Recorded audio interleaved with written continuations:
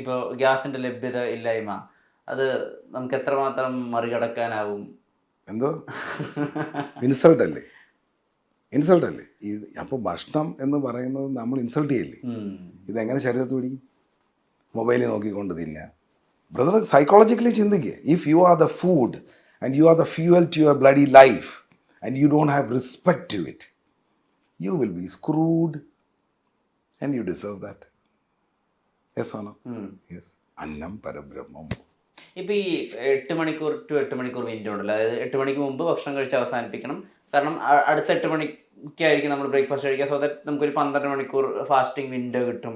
അതൊക്കെ scientifically okay ആണോ നമ്മുടെ ഗട്ട് ഹെൽത്തിന്? അതിനെങ്ങനെയാണ് നമ്മൾ ക്രമീകരിക്കേണ്ടത്? ഇതെല്ലാം സോളാർ രാജ്യമാണ്. സൂര്യനാണ് അൾട്ടിമേറ്റ്. ഈ ഭൂമിയുടെ കംപ്ലീറ്റ് ജീവജാലങ്ങളുടെയും അടിസ്ഥാനപരമായി സൂര്യനാണ്. അപ്പം സൂര്യനെ ബേസ് ചെയ്തിട്ടാണ് കണ്ടില്ലേ ചിലപ്പം കടലിൽ പോകുന്ന കാണാം, ചിലപ്പോൾ കടലിൽ വീഴുന്ന സൂര്യൻ ചന്ദ്രനെയൊക്കെ ബേസ്, പൂർണ്ണ ചന്ദ്രൻ വരുമ്പോൾ ഞാൻ ഇതെല്ലാമാണ് നമ്മൾ ഇതിനകത്തെല്ലാം കണക്റ്റഡ് ആണല്ലേ. നമ്മളൊരു സെപ്പറേറ്റ് എൻറ്റിറ്റി ഒന്നും അല്ലല്ലോ, നമ്മൾ ഇതിനകത്ത് കണക്റ്റഡ്. അപ്പം നമ്മളെ ശരീരത്തിനകത്ത് ഉയർച്ചയും താഴ്ചയും ഈ മാഗ്നറ്റിക് ഡിഫറൻസസും എല്ലാം ഉണ്ടാകുന്നു. അപ്പോൾ സൂര്യൻ അസ്തമിച്ച് കഴിയുമ്പോൾ നമ്മൾ അസിഡിക് ഫുഡ് എടുക്കാൻ പാടില്ല. നമ്മൾ ജനറലി ചിന്തിച്ചാൽ മതി. കാരണം ബോഡിയുടെ ക്ലോക്ക് എല്ലാം മാറി. ബോഡി ഒന്ന് എൻജോയ് ചെയ്യണം. ഇതിപ്പം വലിയ യോഗ മെഡിറ്റേഷൻ എന്നൊക്കെ പറഞ്ഞ് പല അട്ടഹാസങ്ങളും ഒന്നും വേണ്ട.